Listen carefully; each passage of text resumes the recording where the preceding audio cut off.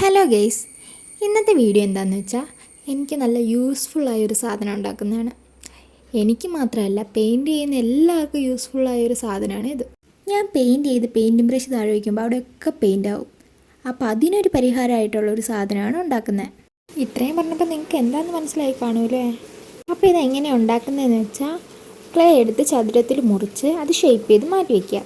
അത് കഴിഞ്ഞിട്ട് വേറൊരു ക്ലേ എടുത്ത് അത് വീഡിയോയിൽ കാണുന്ന മാതിരി വരച്ച് അതേ ആകൃതി തന്നെ മുറിച്ചെടുക്കുക. അപ്പോൾ ഞാൻ പറയുന്നത് എന്തൊക്കെയാണെന്ന് നിങ്ങൾക്ക് മനസ്സിലാവുന്നുണ്ടല്ലോ അല്ലേ? അപ്പോൾ അത് മുറിച്ച് കഴിഞ്ഞ് വെള്ളം വെച്ച് നല്ലോണം ഷേപ്പാക്കി എടുക്കണം.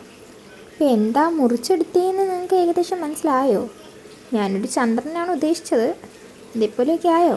അത് കഴിഞ്ഞ് നമ്മൾ നേരത്തെ മാറ്റി വെച്ച് ചതുരക്കഷ്ണം എടുത്ത് അതിലേക്ക് വെള്ളം കൂട്ടി നമ്മുടെ ചന്ദ്രനെ ഒട്ടിച്ച് വയ്ക്കുക. അപ്പോൾ ഇനി നമുക്ക് കളർ അടിക്കുന്നതിലേക്ക് കിടക്കാം.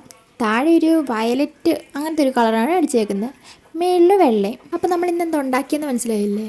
നമ്മളൊരു പെയിൻറ്റിംഗ് ബ്രഷ് ഹോൾഡറാണ് ഉണ്ടാക്കിയത്. ഇത് ആർക്ക് വേണേലും ഈസി ആയിട്ട് ഉണ്ടാക്കാം. അപ്പോൾ നമുക്കിതിൻ്റെ ഫൈനൽ ലുക്ക് നോക്കിയാലോ? അപ്പോൾ ഇതാണ് ഇതിൻ്റെ ഫൈനൽ ലുക്ക്. അപ്പോൾ ഇഷ്ടപ്പെട്ട ലൈക്ക്, ഷെയർ, സബ്സ്ക്രൈബ്, കമൻറ്റൊക്കെ ചെയ്തേക്കണേ.